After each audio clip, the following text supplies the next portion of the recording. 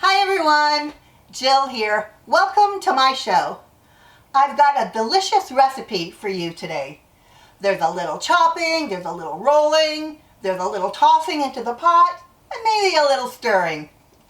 I'm going to be making Instant Pot unstuffed sweet and sour cabbage rolls. And guess what? I'm making them low carb. It's going to be fantastic.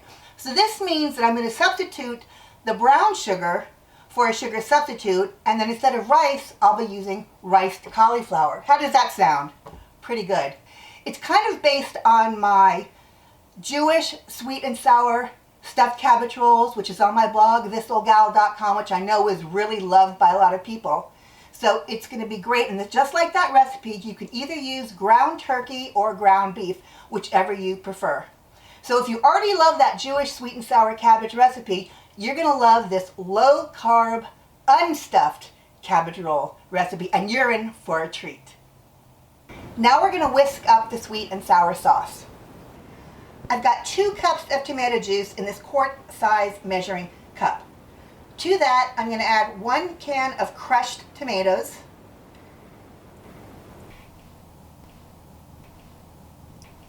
and 4 ounces of tomato sauce. Give it all a good whisk. Next, you're going to add in a tablespoon of coconut oil or Crisco shortening, whichever you prefer.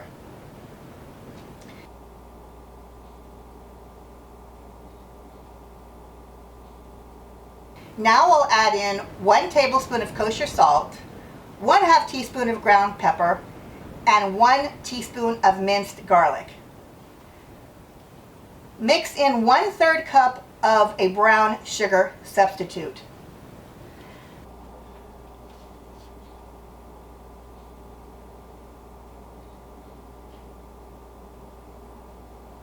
Now add 1.5 teaspoons of sour salt.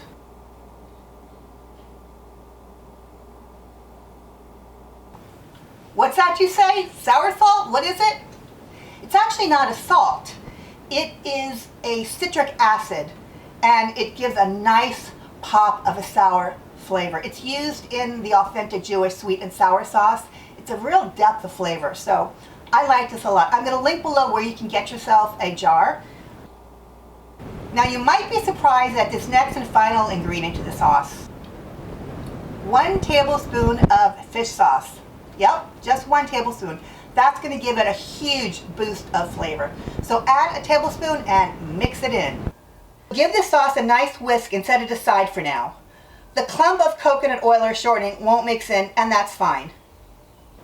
Worth noting, use the best brand of tomatoes that you can afford. These tomatoes were picked and processed very quickly, and that means that you're going to get the best and freshest flavor possible. So just use what you can afford. Fine ripened is great. Now let's mix up the meat mixture. As I said, I'm using some ground turkey today because I switch off between ground turkey and ground beef. I've got 2 pounds of ground turkey. You're going to add 1 egg. Mix that up a little bit. Drop in the egg. Now add 1 teaspoon kosher salt, 1/4 teaspoon ground pepper, 1 teaspoon minced garlic, and 1/4 teaspoon of xanthan gum. Now pour in 1 tablespoon of Worcestershire sauce. Dump in about 1.5 cups of riced cauliflower. Mix the meat mixture up really well with your hands and make sure it's nicely mixed. As ground turkey is less flavorful than ground beef, a bit of Worcestershire sauce will beef up the flavor a bit. And since ground turkey is very, very wet, I added in xanthan gum, which will help bind the meatballs together, and so when you cook it, they're not going to fall apart. You'll get nice balls. The riced cauliflower is going to give your meatballs a nice and tender texture. You don't want them hard like a hamburger. I've already cut up the onions and the cabbage. I'll add 1 cut onion to the pot and spread it out along the bottom evenly as sort of a buffer layer. The onions are going to keep the meatballs off the bottom and then it'll prevent getting a burn notice. Grab your turkey and grab a cookie scoop and let's make some meatballs.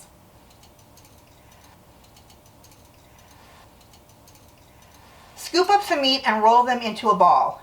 It doesn't have to be perfect. If you find large pieces of cauliflower in the mix, just pull them out. So these meatballs are about golf size. Now place the meatballs into the pot on top of the onions. You're only going to use half the meat mixture for this layer.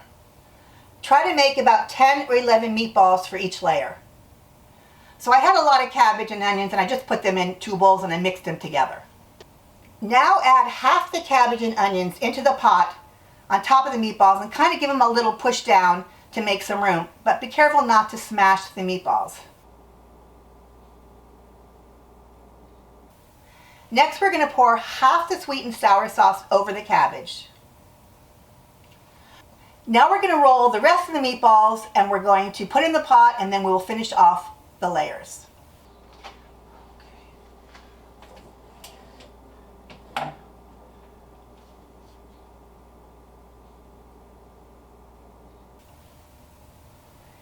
Use about half the remaining cabbage and onions and spread that over the meatballs. Now pour the rest of the sauce carefully into the pot over the cabbage. Now add the rest of the cabbage and onions to the pot, which is going to really fill up the whole pot. Looks good, no? I know the pot looks full, but don't worry. The cabbage and onions are going to shrink down quickly to right below the fill level, so there's not going to be a problem.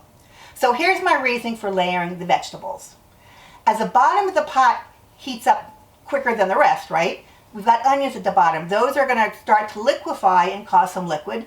And the meatballs are on top of it in the meantime, not on the bottom of the pot, scorching. It's like a buffer, as I said above. The onions in the second and the top layer, as well as the cabbage, since it's different parts of the pot, we're going to get a different texture. So the middle part of the pot will be very soft, and then the top part will be a little bit less soft, so you've got nice texture. So that's really great.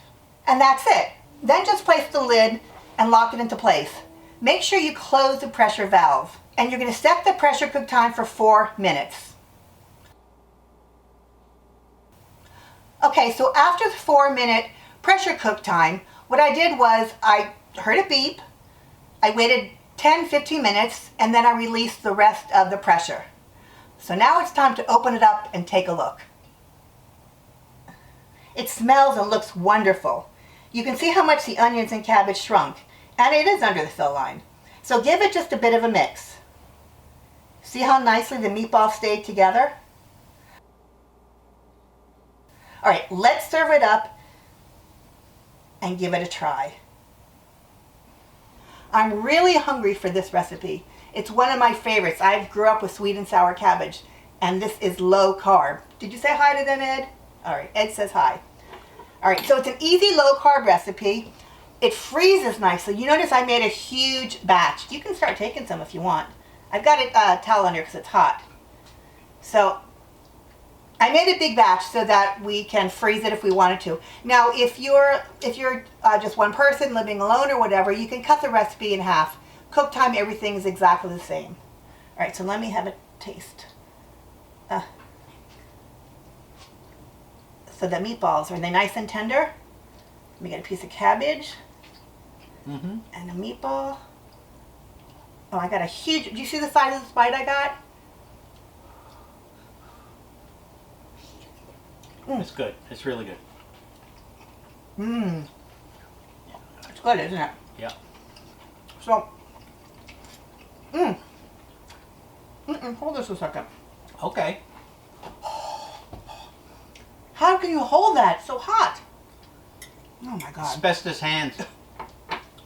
Okay, so what things did you learn from this recipe? Ed.